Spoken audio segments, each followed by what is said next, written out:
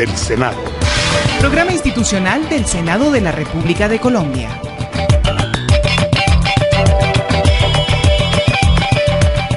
Muy buenos días a los amables oyentes que nos sintonizan en el Pacífico colombiano. Quibdó e Ismina en los 95.3 FM, Cali, Jumbo, Palmira, Jamundí, Buga y Yotoco en los 580 AM. Ellos y muchos más nos sintonizan a través de la Radio Nacional de Colombia, la radio de todos, y desde este momento damos inicio al programa institucional del Senado de la República, Voces del Senado. Soy Diego Monroy y junto a Sandra Pupo les contaremos lo acontecido en la Cámara Alta del Congreso colombiano y todas las noticias que se han desarrollado en el Legislativo. Sandra, muy buenos días. Muy buenos días, Diego, y una alegre mañana para ti y para todos los oyentes de la Radio Nacional de Colombia, quienes nos escuchan a través de las 51 emisoras a nivel nacional. Iniciamos Voces del Senado no sin antes recordarles que esta es una iniciativa de la Mesa Directiva del Senado en cabeza del presidente Óscar Mauricio Liscano, primera vicepresidenta Daira de Jesús Galvis, segundo vicepresidente Iván Leonidas Names, en la Secretaría General Gregorio El Hash Pacheco y en la Dirección Administrativa Astrid Salamanca, bajo la dirección del jefe de prensa Diego Monroy, producción Jorge Gutiérrez y coordinación de Maritza Pardo. Aquí están los titulares.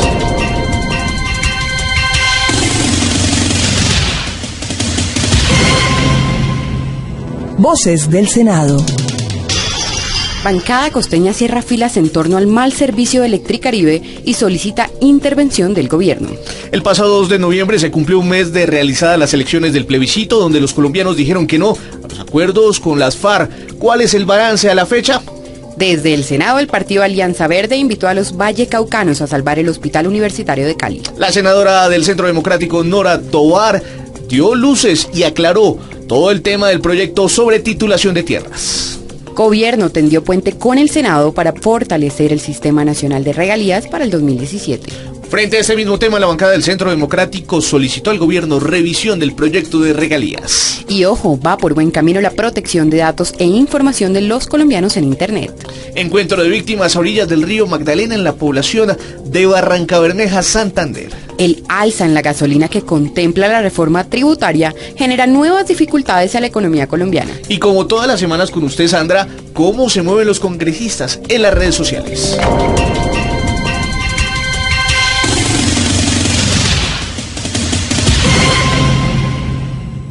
Voces del Senado.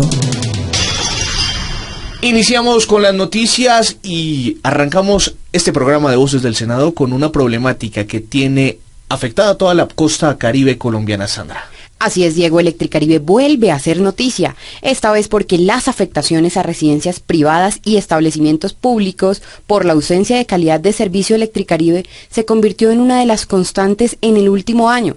Esta situación no solo preocupa a la bancada costeña del Senado, sino que también está en la agenda en un debate de control político con el gobierno que se llevará a cabo la próxima semana, informa Carlos Villota Santa Cruz. En el segundo semestre del año 2016, la bancada del Caribe en el Senado de la República ha levantado su voz frente a las graves irregularidades del servicio de energía eléctrica en ciudades como Cartagena, Barranquilla y Santa Marta por parte de Electricaribe, afectando la competitividad de la región que hoy está bajo una amenaza de apagón. El promotor del debate, el senador Mario Fernández Alcocer, dijo que el objetivo del debate al gobierno en cabeza del ministro de Minas, Germán Arce, y el superintendente de Servicios Públicos, José Miguel Mendoza, es colocar el tema en la agenda del Congreso con el apoyo de la bancada costeña. Ya estamos en un punto de no retorno. Ya cuando están hablando de insolvencia, de no pago a los generadores, de horarios de suspensión por incumplimiento en los acuerdos de pagos de Electricaribe, yo creo que ya es momento que el gobierno y el superintendente anuncien a todo el país, en especial a la costa caribe, qué va a pasar con Electricaribe. No quiero anticiparme ni prejuzgar, pero me imagino que el superintendente está armando una noticia muy fuerte, de mucho calibre, y espero que ese día en la audiencia y en la comisión aproveche y le sea dicho al país qué es lo que va a pasar con el tema eléctrico de la costa caribe. Por los pasillos del Congreso se habla que la bancada de la costa norte cerrará filas en torno al tema de Electricaribe. Ese día veremos casi que la totalidad de los senadores de la costa caribe muy pendientes de lo que pase ese día. Mientras llega el día de, ¿qué le dice usted a los ciudadanos? Pues que confíen en la labor de los legisladores. La preocupación no solamente de los ciudadanos, es también de los parlamentarios, y si hemos citado este debate es porque queremos una solución definitiva y noticias reales sobre lo que va a pasar con Electricaribe. En esa hoja de ruta, el senador Armando Benedetti hizo una lectura del problema que enfrenta a la región Caribe alrededor del servicio de energía eléctrica. ¿Cómo capitaliza la empresa de Electricaribe, en el cual el gobierno nacional tiene 2 y todo el sector público tiene el 10% de Electricaribe?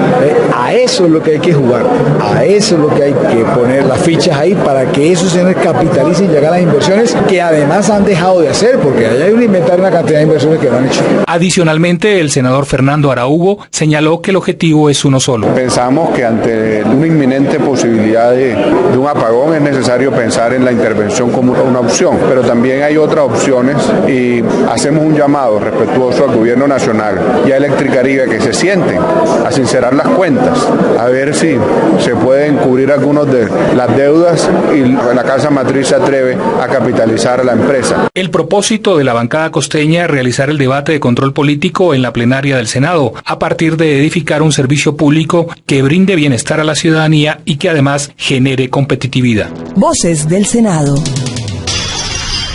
Cambiamos de tema y ahora hablamos del proceso de paz que adelanta el gobierno del presidente Juan Manuel Santos con la guerrilla de las FARC. Precisamente hace 1 mes y 3 días el mandatario colombiano citó a las urnas a los colombianos para que aprobaran los acuerdos con las FARC a través de un plebiscito.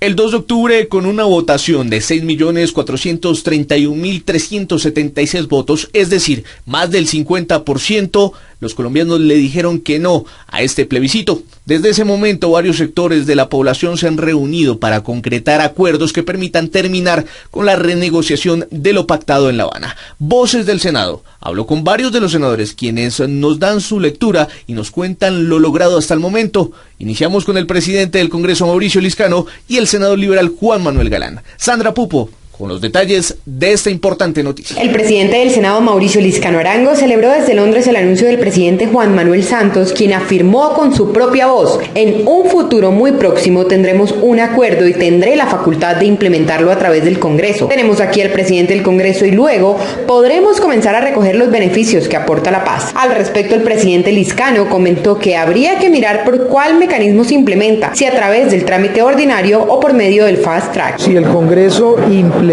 los acuerdos, pues obviamente en un poder delegado que tiene el Congreso de la República a través del voto de los colombianos, pues está refrendando los acuerdos. Digamos que sería una especie de refrendación e implementación, que fue lo que precisamente la Corte Constitucional dejó abierto en su sentencia sobre el plebiscito. Ahora, lo que sí estamos esperando, y esa es la decisión que hay que tomar, es si esta se hace por el trámite ordinario o por el fast track. De la misma manera, el presidente Liscano Arango explicó que la implementación de estos acuerdos es posible hacerla desde el Congreso porque la Corte Constitucional dejó abierta esa posibilidad en su sentencia sobre el plebiscito, ocasionando también diferentes reacciones de los congresistas. Entre ellos, Juan Manuel Galán del Partido Liberal afirma que no existe seguridad jurídica en los acuerdos si se referenda desde el Congreso y propone un nuevo plebiscito. Pues el anuncio del presidente Santos genera preocupación sobre la legitimidad del acuerdo y sobre la seguridad jurídica del acuerdo a mediano y largo plazo. El presidente todo el tiempo le dijo al país que los ciudadanos tendrían en las urnas la última palabra sobre los acuerdos, y me parece que sería más conveniente el camino de llevar el acuerdo ajustado a un nuevo plebiscito.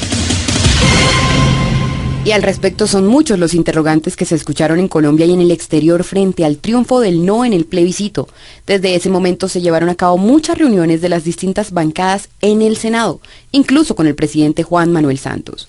Un legislador que ha estado al tanto del tema es el senador Antonio Navarro Wolf de Alianza Verde, que a esta hora de la mañana se encuentra con el periodista de Voces del Senado, Carlos Pillota Santa Cruz. Efectivamente, muy buenos días. Hace poco se cumplió más de un mes de la realización del plebiscito en Colombia, donde ganó el no. Muchas cosas han pasado desde aquel 2 de octubre. Una es la reunión de la oposición con el gobierno del presidente Juan Manuel Santos. Estamos con uno de los promotores del sí, el senador Antonio Navarro. Muy buenos días. Bienvenido a Voces del Senado. ¿Qué lectura hace usted de todo lo que ha pasado en estos últimos 30 días? Sí, bueno, efectivamente lo primero que pasó es que se aceptó el resultado de las urnas, la victoria del no, y se aceptó que había que hacer modificaciones al acuerdo de La Habana. Me parece que ese es un primer paso que se consolidó a lo largo de estos 30 días. Hay una discusión de qué modificaciones se pueden hacer y cuáles no, hasta dónde hay que hacer modificaciones, pero eso, la aceptación de que hay que hacer modificaciones al acuerdo es un primer resultado concreto. El segundo, que no puede ser un proceso de 2 años más o 3 años más de negociación, que debe ser un proceso breve, que ojalá sea este mismo año y que debe ser el resultado de las conversaciones, el diálogo, digamos, en tres dimensiones: gobierno no con sociedad, sí con sociedad, y gobierno con FARC. De manera que la necesidad de hacer eso de manera eficiente y rápido es tal vez otro tema que es un avance en estos últimos 30 días. Sigue habiendo mucha desconfianza. En los del no sigue habiendo la idea de que el presidente les va a poner el conejo. Y en los del sí y el gobierno, en muchos sigue habiendo la idea que quieren alargar y prolongar para llevar esto al 2018.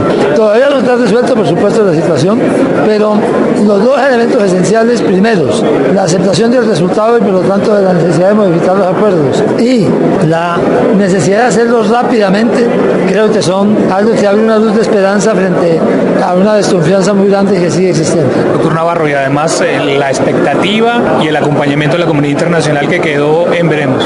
Bueno, eso ya estaba antes, se sigue acompañando ahora, pero es evidente que eso lo tenemos que resolver los colombianos a la colombiana.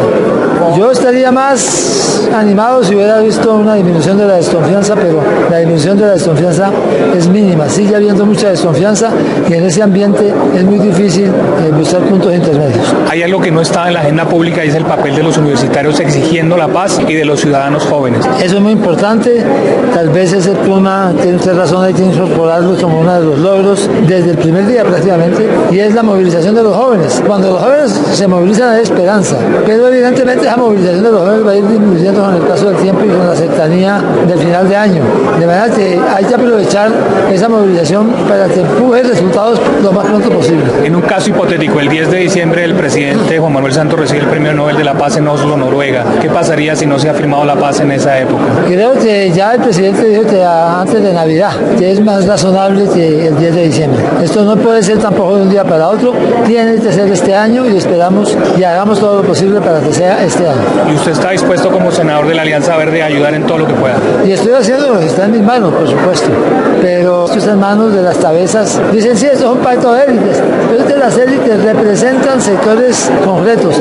La élite del no, con Uribe a las cabezas, representa a la mayoría de los del no que vamos a hacer, y el gobierno representa a la sociedad colombiana en la negociación contra las FARC y representa la mayor parte de los que estamos en el sí. De manera que la movilización es importante, pero no puede reemplazar las cabezas de quienes toman decisiones y negocian. Doctor Antonio Navarro, muchas gracias por pasar a esta hora de la mañana en Voces del Senado. Bueno, chao, pues esté muy bien. Es el senador Antonio Navarro a propósito de este tema, a un mes del plebiscito, donde las bancadas se han reunido en diferentes escenarios, tanto públicos como privados, y también en la academia. La información, Carlos Villota, Santa Cruz. Seguimos hablando de paz y les cuento que el equipo delegado del gobierno para el proceso con las FARC ya se encuentra en La Habana, Cuba, para discutir y analizar las propuestas de la oposición y los promotores del no. Senadores dan sus puntos de vista al respecto. Catherine Santos. Tras el triunfo del no en el pasado plebiscito, el gobierno y equipo negociador recogieron las propuestas de la oposición para replantear los acuerdos de paz con las FARC. Desde mediados de octubre se retomaron los encuentros en Cuba para tomar decisiones con respecto al futuro de la paz en el país. La senadora Claudia López hace un llamado para que el proceso no se estanque y se determinen responsabilidades para lograr la paz en Colombia. Yo le pido a cada quien aquí, por favor, primero que se enteren, ¿no?, que llevamos 4 años en un proceso de paz, y segundo, que por favor tratemos de colaborar en vez de entorpecer. Por su parte, el senador Jesús Alberto Castilla, del Partido Polo Democrático, insistió que desde todas las partes se debe trabajar en función de llegar a un consenso.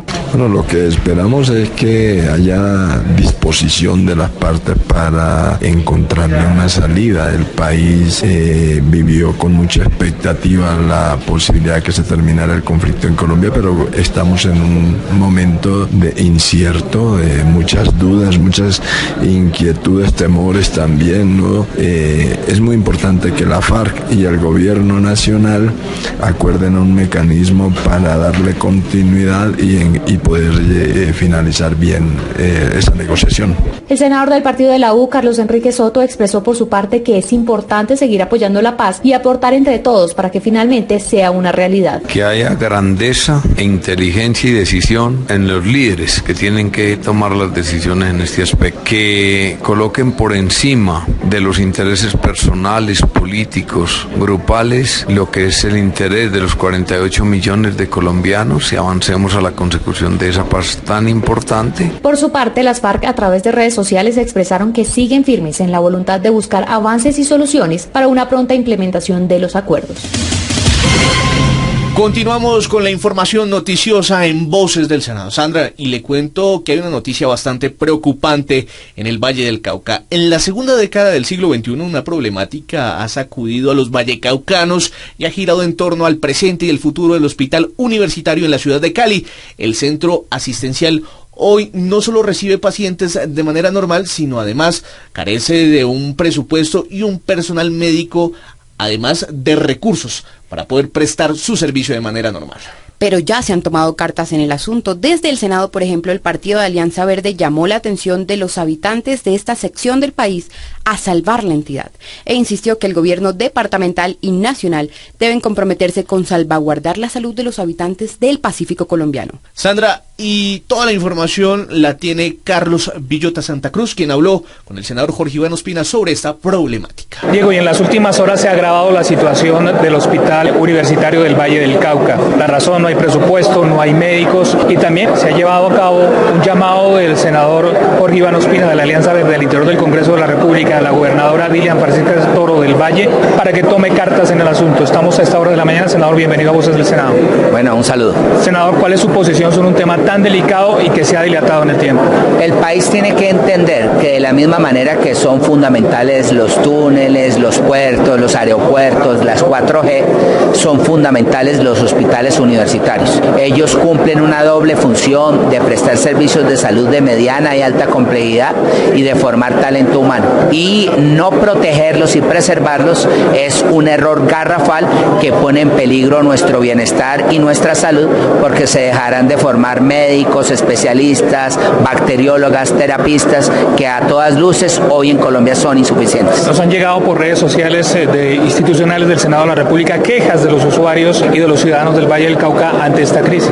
Claro, y la queja es porque la gente está perdiendo su empleo, pero también perdiendo su oportunidad de servir. Y yo diría que a esto se le suma la comunidad que no tiene servicios oportunos y de calidad, producto del cierre del mismo. Hay un tema coyuntural dentro del Congreso, senador Jorge Iván Ospina, y es reforma tributaria y presupuesto del 2017. ¿No cree que esos son dos temas fundamentales para tratar de salvar algo que es patrimonio de los vallecaucanos? Nosotros insistimos que debe haber un gravamen a la cerveza, que ese impuesto a la cerveza debe ir orientado a hospitales universitarios como el Hospital Universitario del Valle, que ya se le colocó un impuesto al alcohol, a los vinos, que ha migrado ese mercado hacia la cerveza, y que por supuesto la cerveza, por ser una bebida fermentada, también demandaría esa contribución. Hay quienes creen, compatriotas nuestros en diferentes puntos del país, que la solución es la renuncia del ministro de Salud. ¿Usted qué piensa?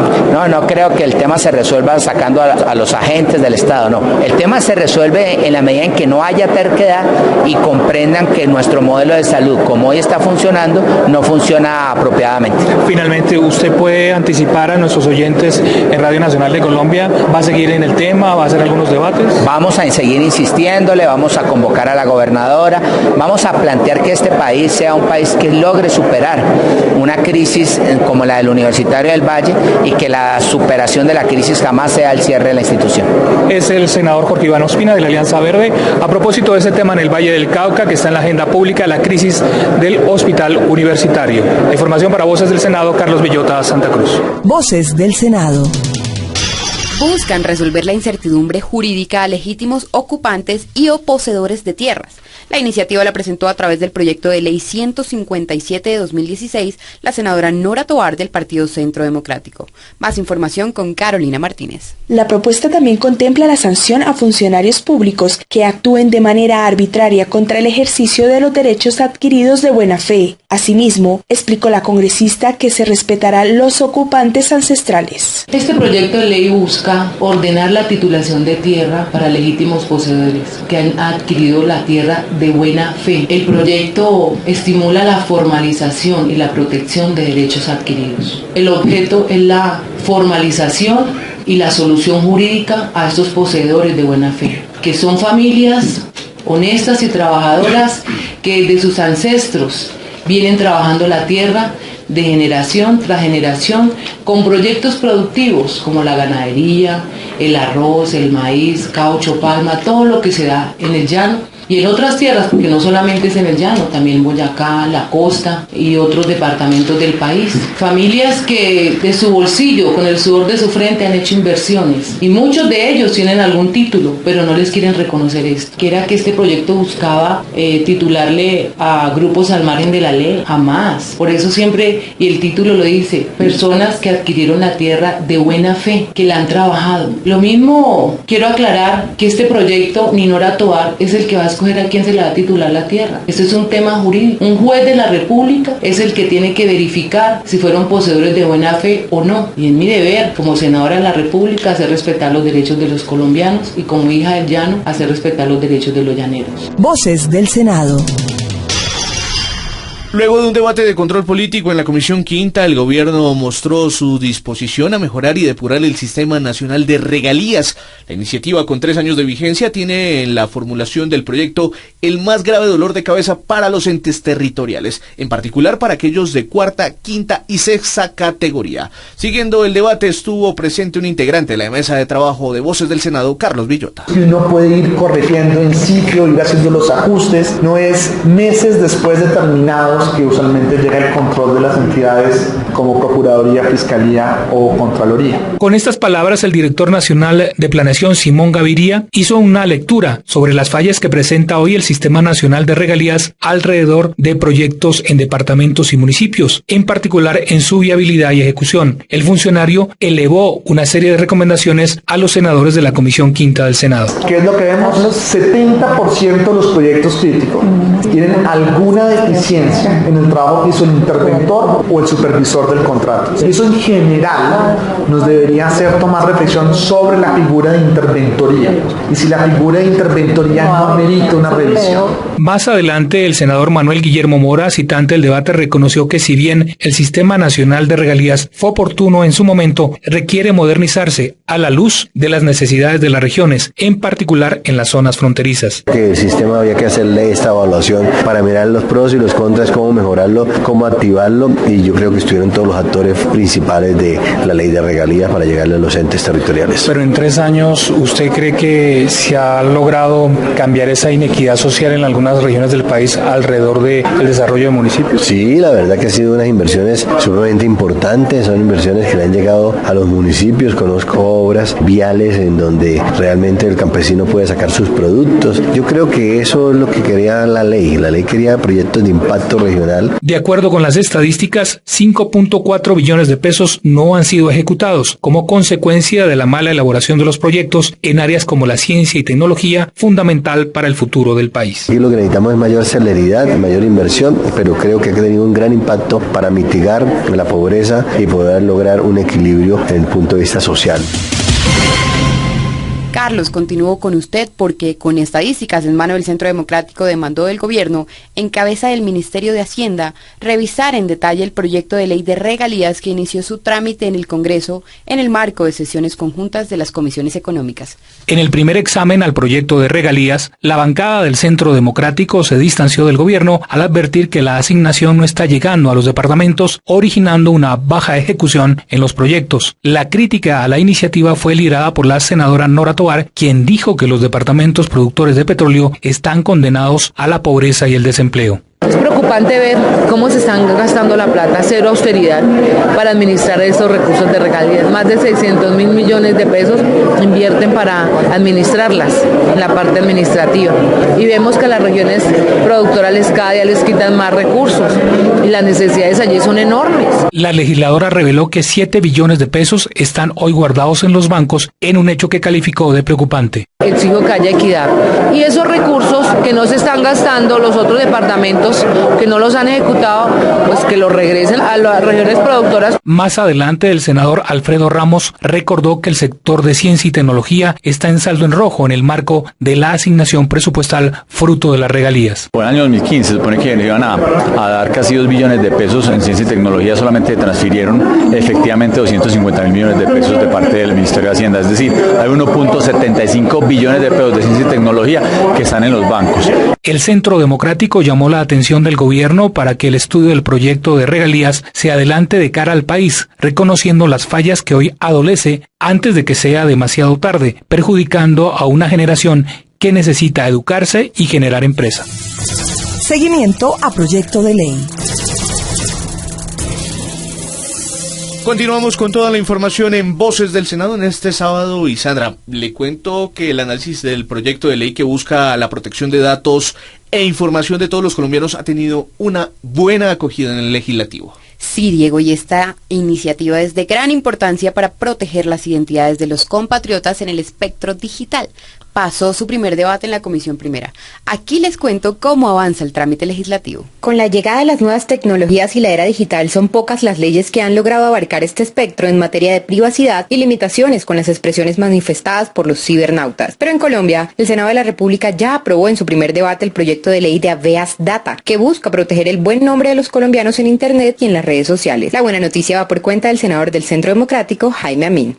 Cuando los colombianos sientan que su derecho al buen nombre está afectado por plataformas tecnológicas como Google, Instagram o Facebook, ya tienen un mecanismo de defensa consagrado en nuestro proyecto de Data. A partir de ahora, la Superintendencia de Industria y Comercio tendrá los instrumentos legales para que esas entidades que operan en Colombia sin tener domicilio respondan por el buen nombre de todos los colombianos. Esta ley se compone de varios articulados que pretenden la protección al tratamiento indebido de las bases de datos, facultando a la Superintendencia de Industria y Comercio para que realice investigaciones e impedir que las políticas exteriores de cada empresa reemplacen la legislatura colombiana, informó Sandra Pupo. Voces del Senado. Reduce, reutiliza, recicla y recupera tu basura. El cuidado del medio ambiente es responsabilidad de todos. Senado de la República, estamos comprometidos. Continuamos con la información en Voces del Senado y Sandra, tenemos que hablar de una noticia muy importante porque hasta hoy nos acompaña una de las compañeras periodistas del programa Voces del Senado. Se va a trabajar en la unidad de trabajo legislativo de una de las senadoras de la Alianza Verde. Así es, Diego, todo el equipo de Voces del Senado nos sentimos bastante nostálgicos, pero queremos enviarle un mensaje de muy buen viento y buena mar a nuestra compañera Catherine Santos. Amables oyentes de la Radio Nacional de Colombia, la radio de todos, finaliza la emisión del programa Voces del Senado. Los invitamos a consultar nuestra página web www.vocesdelsenado.gov.co, en donde encontrará estas y otras noticias. Y también los invitamos a ver el noticiero del Senado en el canal Caracol los jueves a las 7:05 de la noche. Recuerden que ustedes pueden opinar sobre cualquiera de los temas tratados durante esta emisión y pueden hacerlo a través de las diferentes redes sociales. En Facebook nos encuentra como Senado Colombia y en Twitter como @senado.gov.co. También se pueden comunicar con nosotros a través de nuestro correo institucional vocesdelsenado@senado.gov.co. Les deseamos un feliz sábado, los esperamos mañana a las 7:30 de la mañana. ¡Feliz día! Voces del Senado. Programa institucional del Senado de la República de Colombia.